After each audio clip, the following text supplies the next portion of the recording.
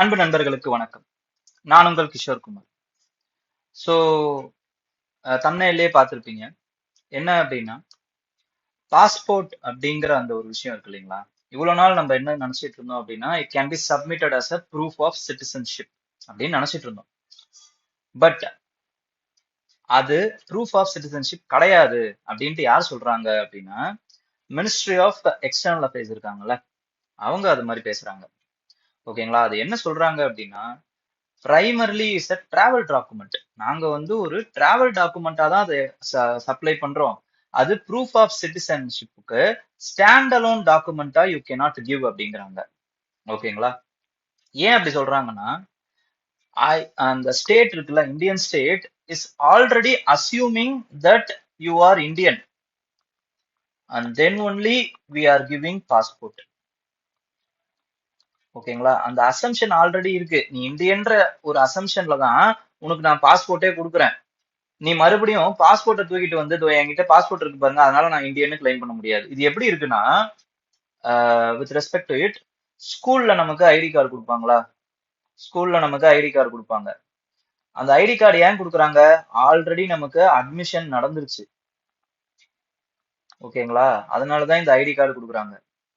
எனக்கு ID card இருக்கு, அதனால நான் ஆல்ரெடி அதாவது வந்து அட்மிஷன் ஆயிட்டேன்னு நீங்க நினைச்சுக்கோங்க அப்படின்னு சொன்னா அது எப்படி கரெக்டா இருக்கும்? ஓகேங்களா? It is a postpone exercise, not a evidence of proof அப்படிங்கறத அதை பேசுறாங்க. ஓகேங்களா? ஸோ இப்ப சிட்டிசன்ஷிப்னா என்ன? ஓகே, அண்ட் தென் அதுக்கும் அதுக்கப்புறம் சுப்ரீம் கோர்ட் ஜட்ஜ்மெண்ட்ஸ் என்ன இருக்கு, அதுக்கப்புறம் வேற என்னென்னலாம் லீகல் ப்ரூஃப் ஆஃப் டாக்குமெண்ட்ஸா என்னென்னலாம் சொல்றாங்க அப்படிங்கறது எல்லாத்தையுமே நம்ம விரிவா இந்த வீடியோல பார்க்கலாம். Okay, so first of all the constitutional basis அப்படின்னு எடுத்துக்கிட்டீங்கன்னா, constitution has said about in the part 2 of constitution we have about citizenship. ஓகேங்களா? ஆர்டிகல் 5 to 11 இந்த சிட்டிசன்ஷிப்பை பத்தி தான் பேசுது. அது எதை பத்தி பேசுது அப்படின்னா, ஒரு 4 கிரைட்டீரியா ஆஃப் சிட்டிசன்ஸை பத்தி பேசுது. ஓகேங்களா? 4 கிரைட்டீரியா. யார் யாரு?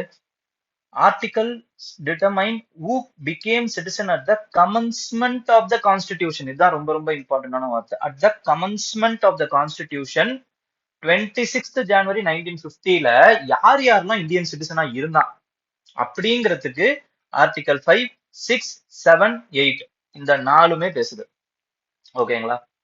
அப்ப யார் யாரு அப்படின்னு நம்ம எடுத்துக்கிட்டோம்னா, first of all it is about the persons who are residing in India. ஓகேங்களா? It is persons who are residing in India, who are domicile. 3 category இருக்கு அதுக்கு. ஓகேங்களா? domicile in India, அதாவது வந்து தங்கிட்டு இருக்கவங்க, அவங்க இந்தியாவை தன்னுடைய கண்ட்ரி ஹோம் அப்படின்னு நினைச்சுக்கிட்டு இருக்கவங்க. பேரண்ட்ஸ், ஓகேங்களா, lived or born in India. ஓகேங்களா? பேரண்ட்ஸ் அவங்க domicile and born in India. அவங்க parents born in India during the time of citizenship and commencement of the constitution. அப்படி இல்லைன்னா those who are residing 5 years preceding the independence இயர்ல இருந்து இல்ல commencement of the constitutionல இருந்து 5 years. இங்க பாருங்க, immediately before the commencement of the constitution 5 yearsக்கு commencement of the கான்ஸ்டிடியூஷனுக்கு முன்னாடில இருந்து இருக்கணும். ஓகேங்களா? அப்ப 50னா 1950னா 1945ல இருந்து அவங்க இந்த இந்தியால இருக்கணும். ஓகேங்களா? சோ இந்த மாதிரியான அடிப்படையில தான் வந்து ஆங்கிலோ இந்தியன்ஸுக்குலாம் சிட்டிசன்ஷிப் கிடைச்சது. அவங்க பிறக்கவே இல்லைனாலும் இங்க அங்க 5 வருஷமா இருந்தாங்க அப்படிங்கிறதுக்காக கொடுத்தாங்க. ஓகே, நெக்ஸ்ட் அடுத்து இது வந்து ஆர்டிகல் 5ல சொல்லியிருப்பாங்க. ஆர்டிகல் 6ல என்ன சொல்றாங்க அப்படின்னு பாத்தீங்கன்னா, it is dealing with the persons who have migrated to India from Pakistan. பாகிஸ்தான்ல இருந்து வந்தவங்க. ஓகேங்களா? அவங்களே 2 கேட்டகரியா பிரிக்கிறாங்க. ஒன்னு என்ன அப்படின்னா, those who have migrated to India before July 19, 1948. அவங்க வெறும் வந்து அவங்களோட பேரண்ட்ஸ், அதுக்கப்புறம் அவங்களோட கிராண்ட் பேரண்ட்ஸ், அன்டிவைடட் இந்தியான்னு ஒண்ணு இருக்குல்ல, அது என்னது? இந்தியா, பாகிஸ்தான், பிரிட்டிஷ் இந்தியா, அதுல பிறந்திருந்தா போதும். ஓகேங்களா? அவங்க என்ன பண்ணிருக்கணும், ஜூலை 19க்கு முன்னாடி மைக்ரேட் ஆயிருக்கணும் இந்தியாவுக்கு. ஓகே, அப்படி இல்லாத பட்சத்துல ஜூலை 19க்கு அப்புறம் வராங்க, அவங்களுக்கு என்ன அப்படின்னா, they have to be registered.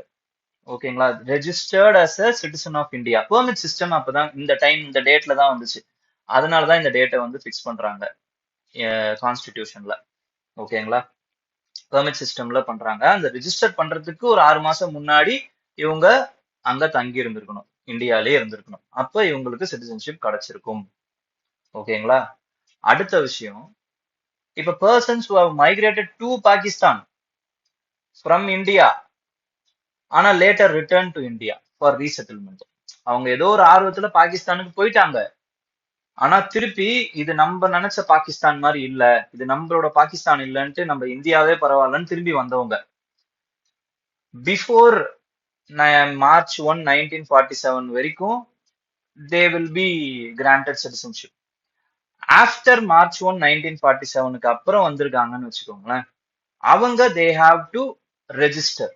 ஓகேங்களா? தே நீட் டு ரிசைட் பண்ணிருக்கணும், ரெஜிஸ்டரும் பண்ணிருக்கணும். ஓகேங்களா? இது ஒரு இம்பார்ட்டன்டான விஷயம். நெக்ஸ்ட், இப்போ அவங்க அவங்களோட பேரண்ட்ஸோ அவங்களோட கிராண்ட் பேரண்ட்ஸோ அன்டிவைடட் இந்தியால பிறந்திருக்காங்க. ஆனா கமென்ஸ்மெண்ட் ஆஃப் த கான்ஸ்டிடியூஷன் அப்ப அவங்க இந்தியால இல்ல. ஓகேங்களா? இந்தியால இல்ல, அவங்க ஏதோ வெளிநாட்டுல இருக்காங்க. அவங்களோ இல்ல அவங்களுடைய குழந்தைகளோ என்ன பண்ணணும் அப்படின்னா, தே ஹாவ் டு ரெஜிஸ்டர். ஓகேங்களா? as a இந்தியன் சிட்டிசன் இந்த டிப்ளமேட்டிக் ஆர் கான்சுலர் ரெப்ரசன்டேட்டிவ்ஸ். ஓகேங்களா? கான்சுலர் ஆபீஸ் இருக்கும், டிப்ளமேட்டிக் ஆபீஸ் இருக்கும் அந்தந்த நாடுகள்ல. அங்க போயிட்டு நான் இந்தியன் சிட்டிசனாக விரும்புறேன் அப்படின்ட்டு வந்து ரெஜிஸ்டர் பண்ணிடணும். ஓகேங்களா? அப்படி ரெஜிஸ்டர் பண்ணாங்க அப்படின்னா they will be acquired Indian citizenship. அப்ப 4 கேட்டகரி ஆஃப் பர்சன்ஸ பத்தி சிட்டிசன்ஷிப் ஆர்டிகல்ஸ் 5, 6, 7, 8 பேசுது. ஓகேங்களா? இது கான்ஸ்டிடியூஷன்லயே இருக்கு. அந்த கமென்ஸ்மெண்ட் ஆஃப் த கான்ஸ்டிடியூஷன் இவங்க எல்லாருமே சிட்டிசன்ஸ் தான் அப்படின்னு கான்ஸ்டிடியூஷன் சொல்லிடுச்சுங்க. ஓகேங்களா? இது இல்லாம ஒரு 3 ப்ரொவிஷன் இருக்கு. இது என்னென்ன அப்படின்னு பாத்தீங்கன்னா, 9th article says no person shall be citizen of India or deemed to be citizen of India if he voluntarily acquired citizenship of any other foreign state. அப்படின்னா என்ன அர்த்தம்? நோ டூயல் சிட்டிசன்ஷிப் அப்படிங்கறத constitution சொல்லிடுச்சு.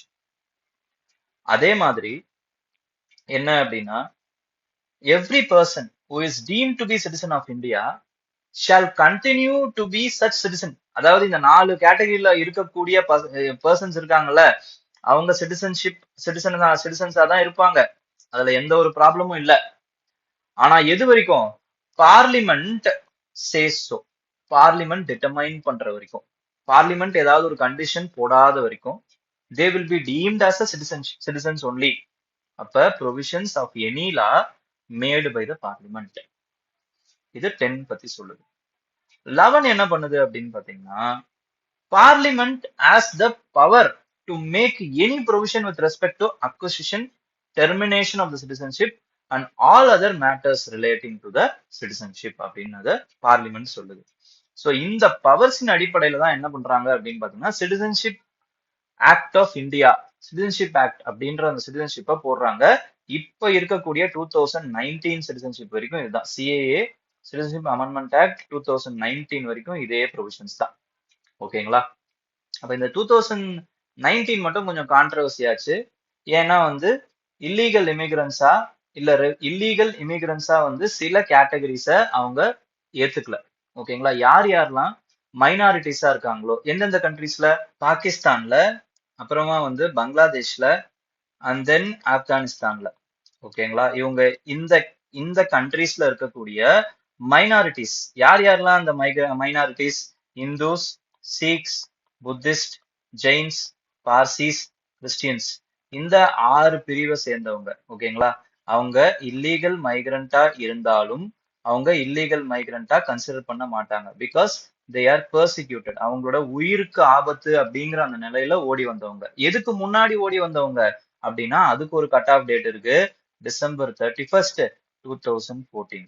இதுக்கு முன்னாடி வந்தவங்க, reside ஆகுறவங்க, இல்லீகலா வந்திருந்தாலும் they will be given citizenship on the naturalization basis அப்படின்னு வந்து இந்த அமெண்ட்மெண்ட்ல சொல்லியிருப்பாங்க. ஓகேங்களா? சோ அது அது இருக்கட்டும். நெக்ஸ்ட் இப்ப அதுக்கு அடுத்து பார்ப்போம். இதான் கான்ஸ்டிடியூஷனல் பேசிஸ். நெக்ஸ்ட் இந்த கான்ஸ்டிடியூஷன் பேசிஸ்ல இப்ப நம்ம பார்க்கும்போது there is no single proof of document for citizenship. அதையும் நம்ம பார்க்கிறோம். நெக்ஸ்ட் லீகல், அதுக்கப்புறமா வந்து ஸ்டாச்சுரி பேசிஸ் அப்படின்னு எடுத்துக்கிட்டோம்னா இந்த சிட்டிசன்ஷிப் ஆக்ட் 1955 வந்து பார்லிமெண்ட் வந்து எனாக்ட் பண்ணுது. இதை பொறுத்த வரைக்கும் இந்த act governs why who should acquire citizenship, அது எப்படி சிட்டிசன்ஷிப் டிட்டர்மைன் பண்ணப்படுது, லாஸ் ஆஃப் சிட்டிசன்ஷிப், இது எல்லாத்தையுமே வந்து இந்த ஆக்ட் வந்து பேசுது. அதே மாதிரி இந்த ஆக்ட்லயும் பாஸ்போர்ட் வந்து ஒரு கன்க்ளூசிவ் ப்ரூஃப் ஆஃப் சிட்டிசன்ஷிப் அப்படிங்கிற எதுவுமே சொல்லப்படல.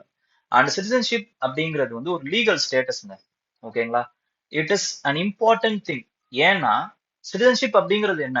It is defined as citizens rights to get rights. ஓகேங்களா? சிட்டிசன் வந்து நான் வந்து ஒரு ரைட் வந்து இப்போ கவர்மெண்ட் ஆஃப் இந்தியா எனக்கு கொடுக்குதுன்னா அந்த ரைட்டை வாங்குறதுக்கு நான் சிட்டிசனா இருக்கணும். அப்ப சிட்டிசனா இருக்கிறதே வந்து ஒரு ரைட் தான். ஓகே, ஏன்னா எல்லா ஃபண்டமெண்டல் ரைட்ஸுமே வந்து அந்த சிட்டிசன்ஸுக்கு இருக்கும். ஆனா அதே அதே நான் சிட்டிசன்ஸுக்கு இருக்காது, இல்லைன்னா ஃப்ரெண்ட்லி ஏலியன்ஸுக்கோ இருக்காது. ஓகேங்களா? குறிப்பா ஆர்டிகல் 15, 16, 19, 29, 30 இதெல்லாம் எக்ஸ்க்ளூசிவ் ஃபார் இந்தியன் சிட்டிசன்ஸ். அதே மாதிரி வந்து right to vote in parliament எம்பியா நிக்கிறது, எம்எல்ஏவா நிக்கிறது, சுப்ரீம் கோர்ட் இதுவா நிக்கிறது, ஸோ இது எல்லாத்துக்குமே பிரசிடென்ட் ஆகுறது. ஓகேங்களா? இது எல்லா கான்ஸ்டிடியூஷனல் அபிஷியல் ஆபீசஸ், இது எல்லாத்துக்குமே வந்து சிட்டிசன்ஷிப் ரொம்ப ரொம்ப ரொம்ப ரொம்ப அவசியம். ஓகேங்களா? அதனால சிட்டிசன்ஷிப் அப்படிங்கிறது ஒரு இம்பார்ட்டன்டான விஷயம். But unfortunately citizenship is not a document, it is a legal status, document கிடையாது. ஓகேங்களா? ஸோ அது எப்படி நம்ம சிட்டிசன்ஷிப் அப்படின்றத நம்ம சொல்றோம் அப்படின்னா இந்த 5 விஷயம் மூலமா தான் இந்த சிட்டிசன்ஷிப் அப்படின்றது அக்வயர் பண்ணப்படுது. என்னென்ன அந்த அஞ்சு அஞ்சு விஷயம்? Citizenship by birth. ஓகேங்களா? இப்ப அதுலயே 3 கண்டிஷன் இருக்குங்க. ஒன்னு என்னன்னா 1950ல இருந்து 1987 வரைக்கும் ஜாஸ் சாலி, அதாவது வந்து நீங்க பிறந்திருந்தா போதும், இந்த மண்ணுல பிறந்திருந்தா போதும், சாயில்ல பிறந்திருந்தா போதும், யூ வில் அக்வயர் சிட்டிசன்ஷிப். ஓகேங்களா? அதுக்கப்புறம் என்ன ஆகுதுன்னா 1987க்கு அப்புறம் ஒரு பேரண்ட் இந்தியன் சிட்டிசனா இருக்கணும் அப்படிங்கிற அந்த கண்டிஷன் வருது. 2003க்கு அப்புறம் என்ன ஆகுதுன்னா ஒரு பேரண்ட் இந்தியன் சிட்டிசனா இருக்கணும், இன்னொரு பேரண்ட் இல்லீகல் மைக்ரண்டா இருக்கக்கூடாது அப்படிங்கிற இந்த கண்டிஷன் வருது. நெக்ஸ்ட் சிட்டிசன்ஷிப் பை டிசன்ட் அப்படின்னு எடுத்துக்கிட்டோம்னா அவுட் சைட்ல பிறந்திருக்காங்கன்னு வச்சுக்கோங்களேன், அவங்க யாராவது ஒரு பேரண்ட், அதாவது வந்து இந்தியன் பேரண்ட்டுக்கு பிறந்திருக்கணும், அட்லீஸ்ட் ஒன் இந்தியன் பேரண்ட்டுக்காவது பிறந்திருக்கணும். அவங்க வித்தின் 1 இயர் என்ன பண்ணிருக்கணும்னா இந்தியன் கான்சுலேட்ல அந்த குழந்தை வந்து பிறந்துருச்சு அப்படின்னு வந்து ரெஜிஸ்டர் பண்ணிருக்கணும். ஓகே, இதுல இன்னொரு ஒரு கேட்ச் இருக்குங்க. என்ன அப்படின்னா இப்ப வந்து அவங்க இப்போ அந்த குழந்தை வந்து யூஎஸ் மாதிரியான கண்ட்ரில பிறக்குதுன்னு வச்சுக்கோங்க. 18 வயசு வரைக்கும் that child will carry both the citizenship of US and India. ஓகேங்களா? இந்தியாவோட சிட்டிசன்ஷிப்பாகவும் இருக்கலாம், யூஎஸோட சிட்டிசன்ஷிப்பாகவும் இருக்கலாம். Because US still as enjoys jus soli concept. ஓகேங்களா? அந்த சாயில்ல பிறந்திருந்தா அவங்க யூஎஸ் சிட்டிசனா மாறலாம். அப்ப இந்தியா அந்த 18 வயசுல வந்து அந்த குழந்தை முடிவு பண்ணணும், நான் வந்து யூஎஸ் சிட்டிசனா ஆக போறேனா இல்ல இந்தியன் சிட்டிசனா ஆக போறேனா அப்படின்ட்டு. ஓகேங்களா? அது வரைக்கும் அவங்க 2 சிட்டிசன்ஷிப்பா இருக்கலாம். Next citizenship by registration. இதை பொறுத்த வரைக்கும் என்ன அப்படின்னா இப்ப வந்து ஓசிஐ கார்டு வச்சிருக்கிறவங்க, அதுக்கப்புறமா வந்து அதாவது வந்து த்ரூ ஆன்செஸ்ட்ரி ரிலேட்டட் ஆயிருக்கிறவங்க, மேரேஜ் ஆயிருக்கவங்க, இந்தியன் சிட்டிசனுக்கு ஃபாரினர் வந்து யாரோ வந்து மேரேஜ் பண்ணிக்கிறாங்கன்னு வச்சுக்கோங்களேன், அவங்களுக்கு இவங்கெல்லாம் ரெஜிஸ்ட்ரேஷன் மூலமா சிட்டிசன்ஷிப் வாங்கிக்கலாம். இந்த மாதிரி ஆன்செஸ்ட்ரியும் இல்ல, மேரேஜும் இல்ல, ஆனா நான் இந்தியன் சிட்டிசன் ஆகணும்னு விரும்புறேன், ஃபார் எக்ஸாம்பிள் மதர் தெரேசா, இவங்கெல்லாம் நேச்சுரலைசேஷன் மூலமா சிட்டிசன்ஷிப் வாங்கிக்கலாம். அதே மாதிரி 2019 அமெண்ட்மெண்ட் படி இல்லீகல் மைக்ரண்டா இல்லாம இருக்கக்கூடிய அந்த ப்ராசிக்யூட்டட் மைனாரிட்டிஸ் அவங்களும் நேச்சுரலைசேஷன் மூலமா அவங்க சிட்டிசன்ஷிப் வாங்கியிருக்கலாம். ஆனா வாங்குறதுக்கு முன்னாடி அவங்க என்ன பண்ணிருக்கணும்னா 14 வருஷம் அவங்க வந்து இருந்திருக்கணும். இந்த மைனாரிட்டிஸ்க்கு அது கிடையாது. அதாவது வந்து இந்த சிஏஏ அமெண்ட்மெண்ட்ல இருக்கக்கூடிய அந்த இதுல இருக்கக்கூடிய இல்லீகல் மைக்ரன்ஸுக்கு இந்த 14 இயர்ஸ் கிடையாது. ஓகேங்களா? பட் மத்தவங்களுக்கு 14 இயர்ஸ்ல 11 இயர்ஸாவது அவங்க வந்து ரிசைட் பண்ணிருக்கணும் இந்தியால. அதே மாதிரி அப்ளை பண்றதுக்கு 12 மந்த்ஸ்க்கு முன்னாடி வரைக்கும் அவங்க கண்டினியூஸா ஒரு வருஷம் ரிசைட் பண்ணிருக்கணும். இந்த மாதிரிலாம் இருந்தா உங்களுக்கு நேச்சுரலைசேஷன் சிட்டிசன்ஷிப் கொடுப்பாங்க. ஃபிஃப்த் கேட்டகரி ஒன்னு இருக்குங்க. அது என்னன்னா provinces which have been acquired by India.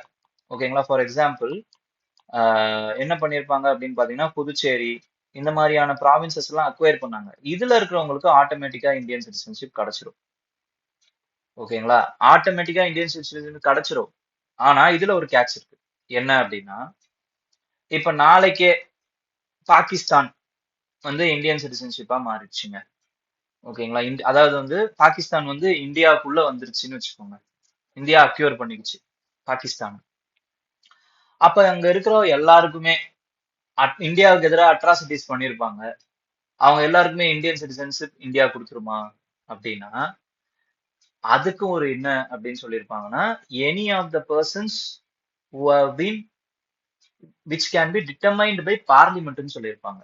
ஓகேங்களா? அந்த பார்லிமெண்ட் முடிவு பண்ணும் எல்லாருக்கும் கொடுக்கலாமா இல்ல ஒரு சில பேருக்கு கொடுக்க வேணாமான்னு அந்த பார்லிமெண்ட் முடிவு பண்ணும். அப்ப அவங்க என்ன முடிவு பண்ணலாம்? ஆன்டி இந்தியா ஆக்டிவிட்டிஸ்ல ஈடுபட்டு இருக்கக்கூடிய டெரரிஸ்டுக்கு, பாகிஸ்தான்ல இருக்கக்கூடிய டெரரிஸ்டுக்கு, அதுக்கப்புறமா வந்து ஆன்டி இந்தியா ஆக்டிவிட்டிஸ்ல ஈடுபட்டு இருக்கக்கூடிய பாகிஸ்தானோட ஹையர் அபிஷியல்ஸுக்கு நாங்க சிட்டிசன்ஷிப் கொடுக்க மாட்டேன்னு பார்லிமெண்ட் முடிவு பண்ணலாம். பட் ஆட்டோமேட்டிக்கலி அந்த ஒரு டெரிட்டரி அக்வயர் பண்ணும்போது அந்த டெரிட்டரியில இருக்கக்கூடிய எல்லா பர்சன்ஸுக்கும் சிட்டிசன்ஷிப் வழங்கிடுவாங்க. ஓகே. நெக்ஸ்ட் வந்து there are some waiver clause with respect to naturalisation. இப்ப நாளை பின்ன வந்து டக்குன்னு ஃபார் எக்ஸாம்பிள் மெஸ்ஸி அவர் வந்து இந்தியன் சிட்டிசனா ஆகணும்னு நினைக்கிறாரு. அப்படி இல்லைன்னா வந்து அர்னால்டு அவர் வந்து இந்தியன் சிட்டிசனா ஆகணும்னு நினைக்கிறாரு. ஓகேங்களா? ஸோ இந்த மாதிரியா இருக்கிறவங்களுக்கு அவங்க they should have distinguished service to science, philosophy, art, literature, world peace, human progress இந்த மாதிரி கண்டிஷன்ஸ் அவங்க ஃபில்ஃபில் பண்ணாங்கன்னா இந்த 14 இயர்ஸுக்கான அந்த அந்த கண்டிஷன் இருக்குல்ல அது வந்து அவங்களுக்கு செல்லுபடி ஆகாது. உடனே கொடுத்துருவாங்க சிட்டிசன்ஷிப். ஓகே. இப்ப அடுத்த ப்ரொவிஷன்ஸுக்கு வரும். ஏன் வந்து இந்த பாஸ்போர்ட் இந்தியன் சிட்டிசன்ஷிப்புக்கு ஏற்றுக்கொள்ளப்பட மாட்டாது அப்படின்ட்டு. Interestingly, there is a provision with respect to Passport Act, Section 20. அதுல என்ன சொல்றாங்கன்னா government can even issue travel document to stateless person, certain refugees. இதன் அடிப்படையில யார் யாருக்கெல்லாம் வந்து பாஸ்போர்ட் கொடுத்துருக்காங்க அப்படின்னா திபெட்டியன் ரெஃப்யூஜிஸுக்கு கொடுத்துருக்காங்க, ஸ்ரீலங்கன் ரெஃப்யூஜிஸுக்கு கொடுத்துருக்காங்க. ஸ்ரீலங்கன் ரெஃப்யூஜிஸுக்கு, திபெட்டியன் ரெஃப்யூஜிஸ்க்கு எல்லாம் பாஸ்போர்ட் இருக்கு. அந்த பாஸ்போர்ட் அவங்க எப்படி கேரி பண்ணுவாங்கன்னா எல்லோ பாஸ்போர்ட் அப்படின்னு எல்லோ கலர்ல ஒரு பாஸ்போர்ட் கொடுத்துருப்பாங்க. அதை கேரி பண்ணிட்டு வெளில போவாங்க அவங்க. ஓகேங்களா? அப்ப unfortunately there is no universal certificate, citizenship certificate in India except the two condition for registration and naturalisation. இதுக்கு மட்டும் தான் சர்டிபிகேட் கொடுப்பாங்க, மற்றவங்களுக்கு எல்லாம் கிடையாது. இப்ப மற்றவங்களுக்கு எல்லாம் வந்து என்ன மாதிரி சர்டிபிகேஷன்னா மல்டிபிள் டாக்குமெண்ட்ஸ் டுகெதர் சர்க்கம்ஸ்டான்சஸின் அடிப்படையில வந்து சப்மிட் பண்ணுவாங்க. நம்மளுடைய பர்த் சர்டிபிகேட், அப்புறமா வந்து citizenship records, electoral roll, school records, land records, passport. Passport one of the இதுவா ப்ரொவைட் பண்ணலாம், ஆனா ஒன்லி ப்ரூஃபா இது பண்ண முடியாது. ஓகேங்களா? சோ இததான் வந்து சொல்லியிருக்காங்க. அண்ட் தென் அன்பார்ச்சுனேட்லி கோர்ட்டுமே வந்து என்ன சொல்றாங்க அப்படின்னு பாத்தீங்கன்னா சோனோவால் கேஸ் 2005ல supreme court has held that the burden of proving citizenship lies on the person claiming to be a citizen. அதுதான் இன்னொரு ப்ராப்ளம் அதுல. Okay. So these are the things which you have to understand with respect to citizenship. Citizenship பத்தி வந்து ஒரு overall ஒரு clarity கிடைச்சிருக்கும் அப்படின்னு நான் நம்புறேன். வேற ஏதாவது any other doubts you can ask me and kindly follow the channel and share it to your friends. Okay. So thank you, all the best, ஜாலியாக